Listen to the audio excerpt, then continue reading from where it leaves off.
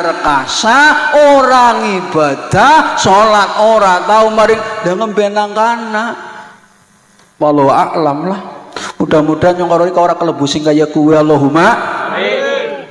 Lah nomor 4 idam-idamane nyong karo rika, dambakane nyong karo rika, wong sing nang donya keterima mulya apa bae keturutan ning ya gelem ngibadah besok nang kana bisa mlebu surga. Allahumma amin. Dadi wong urip niku kudu muhasabah. Urip nang alam dunya kudu ngibadah. Maune anak maune ora nana siki agi anak besok bakal ora nana. Lho sang ora nanane iki lho butuh ibadah. Pramila monggo lah. Apa bae kebisaane kula kali panjenengan, mbuh nang niku ngode, mbuh nang niku tandur, mbuh nang niku nderes utawa maring sawah ayuh. Tetep kudu diniati ngibadah. Pokoke urip kanggo ngibadah, ngibadah selawase urip, ngibadah sampai mati. Mudah-mudahan nyong karo rika mati dalam keadaan ibadah. Apa bae ayuh bareng-bareng diniati ngibadah. Aja pasar ora diniati ngibadah. Semboyane urip go pasar. Pasar selawase urip, pasar sampai mati, mati nang jero pasar. Allah. Urip go ngegong. Ngegong selawase. Ngegong selawase urip. Ngegong sampai mati, mati lagi.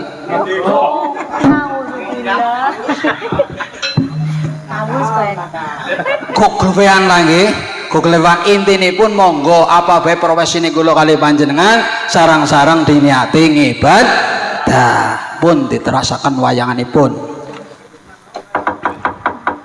Wonten pundhita punika. Punika wonten ing alun-alun Kraton Ndrawati. Gambaraken sesatrune Prabu Nagraja kalian Raden Nakula.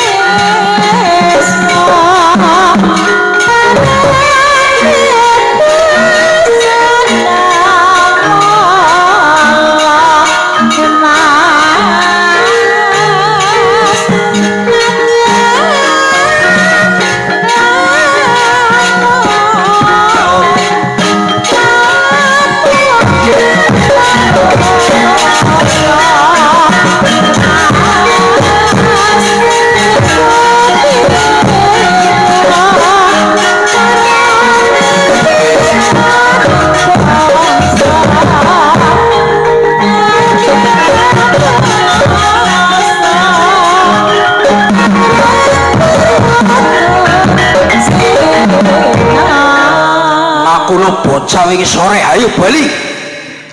Mboten eyang kula mboten badhe wangsul yen mboten kalian Koko Prabu Kresna. Bocah kandhane angel. Yen aku mentanding karo dapurmu percuma. Menang kondang kalah ngisi-ngisinake. Ayo saiki tokno bala-balamu. Yen perlu wong tuamu pandu tokno sok kubur kon bantu. Ojo ngawe-ngawe wong tuane eyang.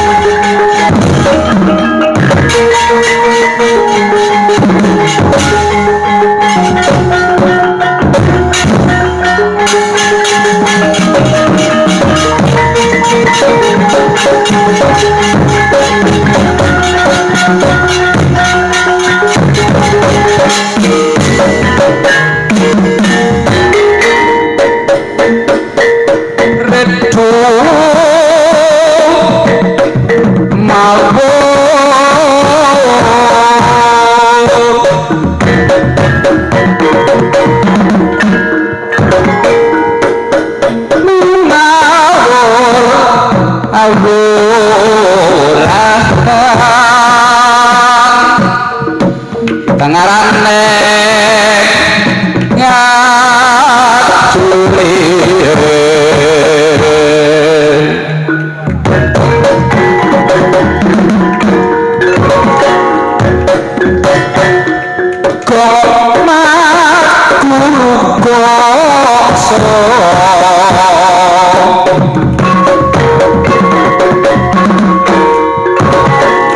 tetep kaya betul-betul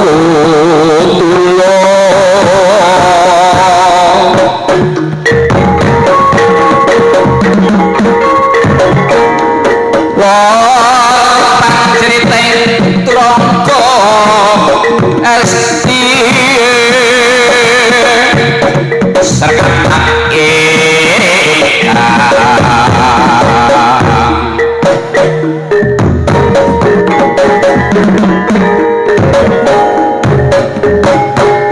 wajo lalayo sani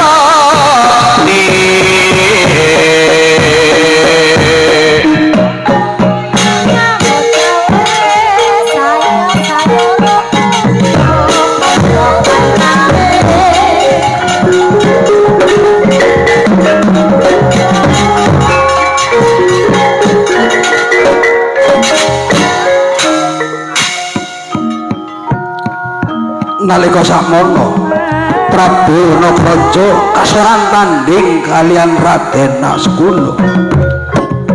Prabu Nagraja babar sak sukaning karep ing pangajap gadhahi jimat ampuh jebuk wasiat. Dayanipun jimat ampuh jebuk wasiat ngedap-ngedapi tamake gunung gugruk tamake segara sat aja maning mung siwate jamro lumrah.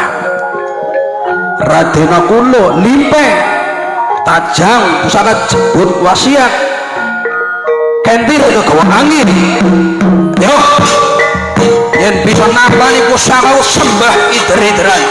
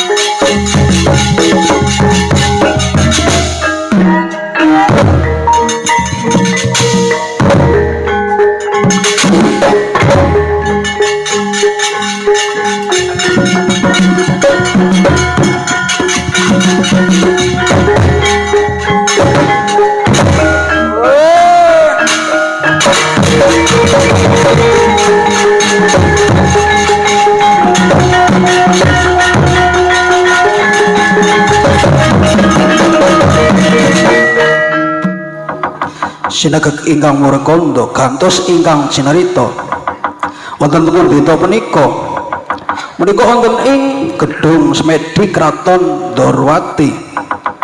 Prabu Kresna minggah ana ing kayangan Junggring Calaka saperlu nyuwun Kancing Senawati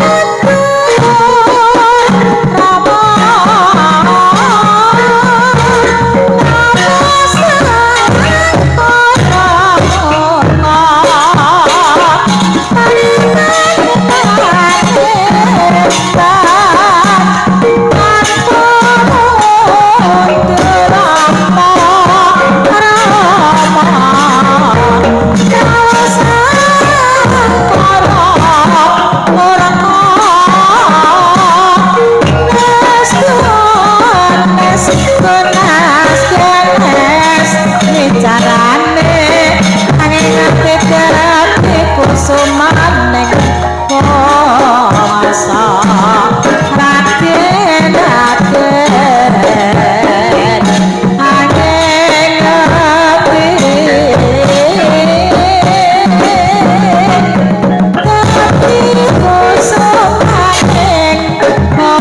masa raden angin ngerti dadi kusumaning masa sang saya dalu ala rasa biur lintang kumedhap di sunyo tengah wengi lumrang gandaning puspita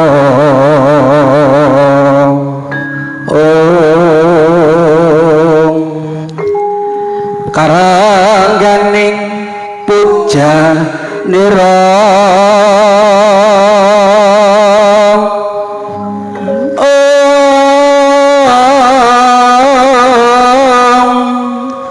sam dwija awara ambreneng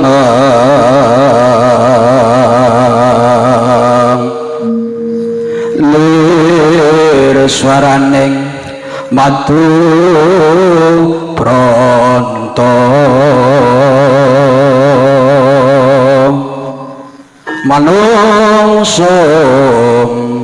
manungsun sarine kembang tungkep wajine goro-goro sak soroting arka gumantung ing rati derengipun ingkang jinarita amung gambare Arga Tursina arga araning gunung Tursina yen catur ana maknane marma ginambar segitu miring minangka perambang urip manjing tribawana triwilangan telu bawana alam tegese alam kang telung perkara siji alaming kalbu loro alaming rame telu alaming kubur alaming kalbu alaming ponang jabang bayi tinacep ana ing goa garbane biyung dangusipun 9 wulan punjul 10 dina loro alaming arme alaming bebayan agung tunggal negara tunggal bangsa beda agama ingkang ujaripun para winatis urip nang alam donya kaya dene wong kang wampir ngombe ana tiga alam kubur pisahe nyawa saka raga maune ora ana saiki ana bakal ora ana bali maring rahmatullah sak perlu nampa apa kang dadi lakune alam donya laku becik nampa becik laku Allah nampa Allah pucuke gunung ana gambar kembang pancawarna kembang gandane wangi pancawarna warna rupa nggambaraken wong urip yen duwe gegayuhan kang agung kudu netepi 5 perkara tapa japa srana resik kuntur bersih ngingsore gunung kembang ana gambar kayu kastuba panepapat ngajeng peput tegesipun wong urip nang alam donya ana ing papat kiblat wetan kidul kulon lor kudu teguh cekelan waton yaiku waton kang bener ngisore malih kula ringkas mawon ngisore malih ana gambar lutut nggambaraken wong Jawa seneng petang petung dina ana 7 Minggu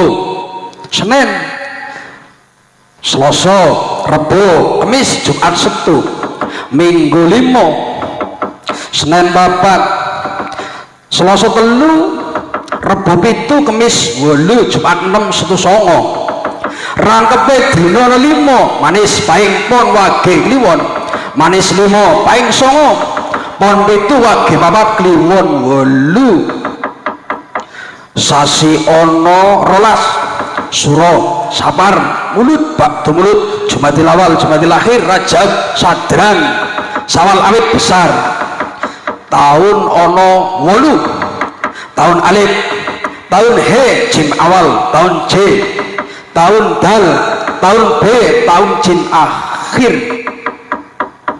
ngisore malih ana buta loro cingkrara bala bala wata Yen cara agama nggambaraken malaikat loro mungkar karo nangkir bakal takon siji sapa pangeranmu, loro apa agamamu, telu apa kitabmu, papat sapa nabimu, lima apa kiblatmu, enam sapa dulurmu. Bisa jawab lulus laharjo mlebu surga. Ora bisa mapak jawab sabet godho dadi goro-goro. Isine kang goro-goro.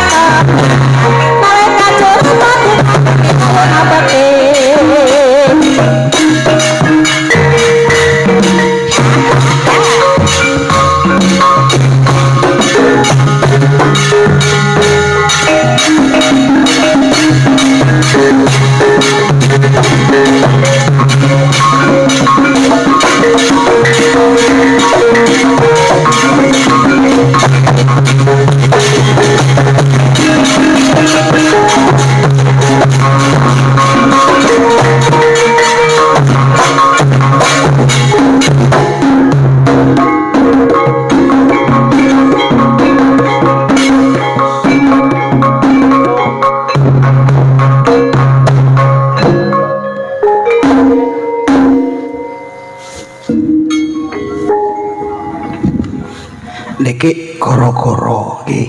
Biasane goro-goro teng wayang ya lagon-lagon lagi. Betulnya biasanya ya bawor, petruk, urung tayang belajar. Ya intine niki patruk sangka tembul utruk tegese nyong karo reka urip nang alam dunya kon ninggalna. Jangan melakukan. Ninggalna napa? Baho. Baho niku berarti perkara-perkara sing boten sae. Urip nang alam dunya yen kepengin slamet aja nglakoni perkara-perkara sing ora apik. Lah perkara sing ora apik kuwi apa? Contoh sering banget ndeleng lah bojone tanggane.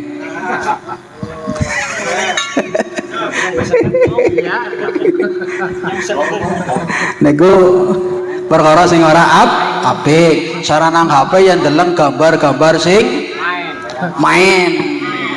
Pokoke urip nang alam dunya aja nglakoni perkara-perkara sing baho. Bago niku perkara sing lacut. Upama dadi wong wedon diperintah nang sing lanang ya manut, ora susah besengut. Nggih. Nek wis bisa nggih ninggal nabaho nalah khairon tegese bakal ulih keapikan. Rupane napa? Samrun buah. Buah napa? Mlebet swarganipun Gusti Allah. Kadosipun niki sing rawuh sami pun rada wonten umuripun nggih. Cobi damelaken gending sing mandan nyemek-nyemek. Nggih. Puspawarna nggih munggah gunung Sari. Nggih biasane iku akeh sing cocok nggih. Gending puspawarna munggah gunung Sari kali Bagoran. Mboten wae. Nggih, mbok ajeng sing nyawer nggih monggo.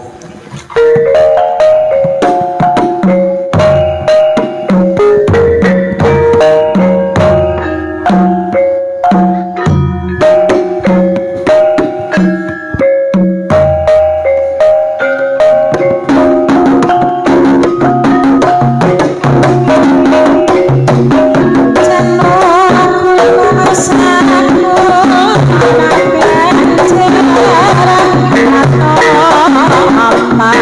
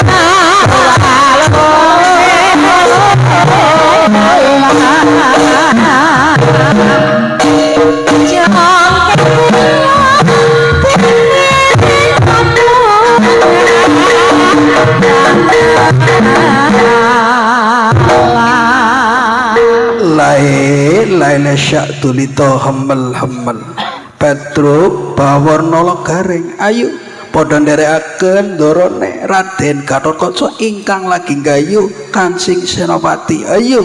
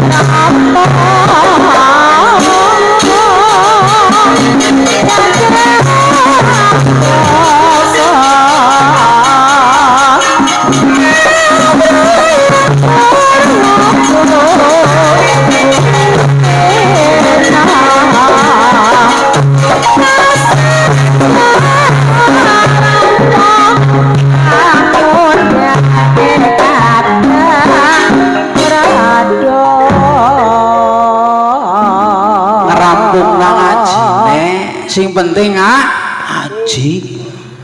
Mau kanyong koreka yen kepengin hasanah fid dunya wil akhirah kudu nglakoni 5 perkara nembe 3. Jajal sing nomor 1.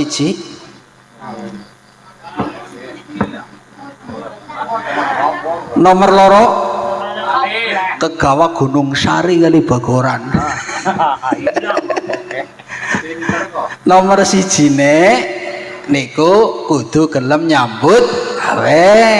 Nomor 2 nek gelem ngibadah. Nomor 3 nek gelem muhasabah. Nomor 4 kudu waktun fil ahliyah. Ya aja kerja bae, ya aja ngibadah bae, aja muhasabah bae, duwe keluarga, anak dan istri butuh perhatian. Nggih.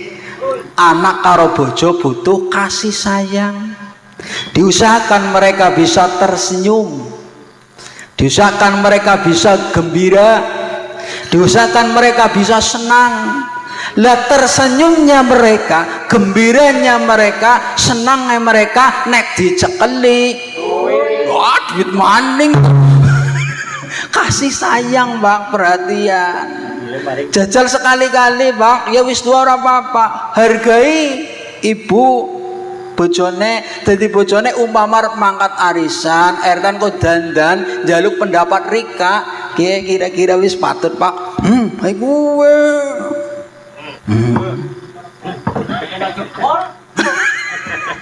Butuh perhatian tuh nggih. Kasih perhatian. Anak juga, nggih. Anak juga kasih perhatian. Syukur kalau kali panjenengan bisa duweni anak, berusaha anak sing soleh lan solihah, sing gelem dongak namaring wong tua loro. Mergane napa? Kenikmatan yang bisa dirasakan dalam kondisi keadaan apapun, kenikmatan yang bisa dirasakan dalam situasi apapun, saat apapun adalah kenikmatan duweni anak solih. Bahkan bukan hanya di dunia, sampai akhirat, sampai wonten ing ngarsa dalem Allah Subhanahu wa taala. Ora mung nang donya tok, nang kubur, nang akhirat bisa dirasakan yen duwe anak sing soleh. Kenikmatan liyane bisa dirasakan hanya saat-saat tertentu. Contoh jenengan duwe kenikmatan kelambi anyar. Bisa ngrasakna kenikmatan kelambi anyar yen kelambi kuwe agi dinggo. Leres mboten? Leres mboten? Leres. Jenengan duwe omah apik, kenikmatan dirasakan ketika jenengan teng omah nek agi nang sawah panas. Ora bisa. Bojo mawon, kenikmatan bojo dirasakan pada saat-saat tertentu. Lah nek krika nggih mriyang. Anyang-anyangan. Apa bisa merasakan? Tidak. Tapi kalau anak soleh bukan hanya di dunia, di alam kubur sampai akhirat. Nang alam kubur genah didongakna. Bahkan wonten setunggaling cerita, nih, wong tua nang alam kubur di penjara bisa bebas dengan doanya anak. Jadi nalikana wong ninggal kok ninggal utang. Ana wong kok ninggal utang, wis mati duwe utang, kowe nang kana di penjara. Lah rasane wong nang penjara kepenak mboten? Lah bisa ucul, bisa lepas ketika anake gelem nyarut. Nah, bukan hanya dikubur, di akhirat kelak anak yang soleh bisa menghadiahkan kuluk kehormatan kanggone wong tua. Pramila monggo sareng-sareng ndongaaken Ananda Rifki Irawan Maulana ingkang nampi nemon dikhitan sak mangke muga-muga dados putra ingkang sholih, ingkang taat dhateng Allah, taat dhateng Rasulullah, ngabekti dhateng tiyang sepah kekalih migunani kagem nusa bangsa lan agamanipun. Al-Fatihah. A'udzu billahi minasyaitonir rajim. Bismillahirrahmanirrahim. Alhamdulillahirabbil alamin arrahmanirrahim maliki yaumiddin. Iyyaka na'budu wa iyyaka nasta'in ihdinas siratal mustaqim siratal ladzina an'amta 'alaihim ghairil maghdubi 'alaihim. Amin. Nomor 5 nek wong ngaji kan sing diarep-arep cukup semanten nek. Nomor 5 nek. Nomor 5 nek nggih ketika kula kali panjenengan uripe kepengin hasanah fitunya kudu duwe waktun fil muasyarah, kudu urip bisa srawung kembul karo kanca batir nggih sregep silatur rahmi. Mergane napa wong urip nang alam dunya kok ora bisa dhewekan, mesti butuh wong liya. Ketiga 5 hal niki kula kali panjenengan lampahi: siji gelem ngodhek, loro gelem ngibadah, gelem introspeksi diri, merhatikna keluarga, bisa srawung insyaallah uripipun kula kali panjenengan badhe hasanah fid dunya wal akhirah. Allahumma amin amin ya rabbal alamin. Wis 2 jam nggih kurang 5 menit tek ringkes mawon ceritane niki Kresna mudhun nggawa Kancing Senopati dipabek nang Bawor, Bawor iki wis disembur nang Lisanggeni nggih. Malik Bumantara banjur nang Bumantara sing walikan Bawor dadi Bawor diwekeun namaring Raden Gatot Kaca. Rampung bubar yo dipraktekna.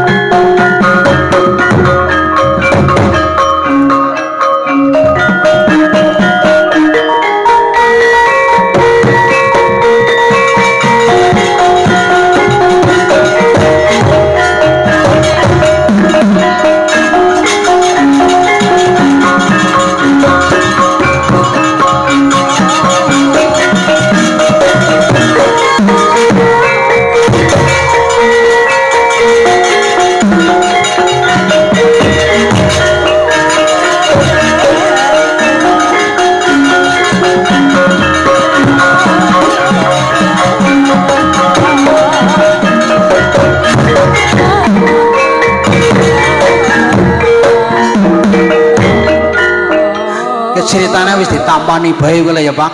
Wis ditampani. Dadi wis nagi iki sing menang nggih oleh Kancing Senopati. Nggih. Serampung. Alhamdulillah mungkin mekaten ingkang saged kula aturaken awal dugi akhir mbok pilih anggenipun kula matur kata keliruan estu nyuwun agunge papunten punten niki anu belajaran nggih niki belajaran dadi mbok akeh saluput anggenipun wayangan nyuwun agunge papunten nggih mbok menawa sing cocok sing arep nanggap ya siap ya mbok menawa to nggih promosi lah ya ora apik banget ta ning wonge dhewek to nggih ngoten lah ya sapik-apike inyok ngoten nggih mungkin mekaten lah ingkang saged kula aturaken mboten salah lupatipun monggo kula kali panjenengan tutup kalian doa al-fatihah a'udzu billahi minasyaitonir rajim bismillahirrahmanirrahim rabbil alamin arrahmanir rahim siratal ladzina an'amta alaihim a'udzu billahi minasyaitonir rajim bismillahirrahmanirrahim Allahumma shalli ala sayyidina Muhammadin wa ala ali sayyidina Muhammad sayyidil awwalina wal akhirina wa sallimna ajma'in bismillahirrahmanirrahim walillahirabbil alamin namda afina yukafi masjida ya rabbana lakal hamdu ya bakhri jalali wa jika azimi sumanika Allahumma afir lana dzunubana wa khatayana kullaha wa liwalidayna wa limasyaykhina wa li asatidina wa li jami'il wal mu'minat wal muslimat ala kulli syai'in qadir ya Allah rabbi mugi-mugi panjenengan maringi pangapura datang kesalahan kula kali panjenengan kekeluaran kula kali panjenengan ya rabbal alamin ya Allah rabbi mugi-mugi kula kali panjenengan kala wingi ingkang nembe mawon nindakaken ibadah siam mugi-mugi saged ngantaraken kula kali panjenengan dados tiyang ingkang takwa ingkang taat dhateng panjenengan ya Allah rabbana dzalamna anfusana wa illam taghfir lana wa tarhamna lakunna minal khasirin ya Allah rabbi mugi-mugi kula kali panjenengan kesawatan salebetipun alam dunya dipun paringi tetep imanipun tetep islamipun istiqomah ibadahipun dipun paringi sehat lahir batinipun ya Allah ya Rabbi mugi-mugi kula kali panjenengan tansah dipun paringi ilmu ingkang manfaat banda ingkang berkah manfaat dunya akhiratipun ya Allah mugi-mugi kula kali panjenengan dipun gampangaken dalan rezekinipun dipun gampangaken usahanipun dipun gampangaken sedaya urusanipun ya Allah mugi-mugi lare ingkang dipun khitan ya Allah ananda rifqi irafan maulana mugi-mugi dados lare ingkang saleh ingkang taat dhateng Allah taat dhateng Rasulullah ngabekti dhateng tiyang sepakali migunani kagem sopang selan agamipun muga-muga keluarganipun kula kali panjenengan khususipun keluargipun Bapak Kasbin muga-muga dados keluarga ingkang sakinah ingkang mawaddah warahmah putra-putranipun muga-muga dados putra-putri lang sholih lan sholihah Rabbana atina fid dunya hasanah wa fil akhirati hasanah wa qina adzabannar subhanallahi wa bihamdihi wassalamu ala mursalin walhamdulillahi alamin al-fatihah a'udzu billahi minasyaitonir siratal ladzina an'amta alaihim amin makatan surat pangapunten assalamualaikum warahmatullahi wabarakatuh.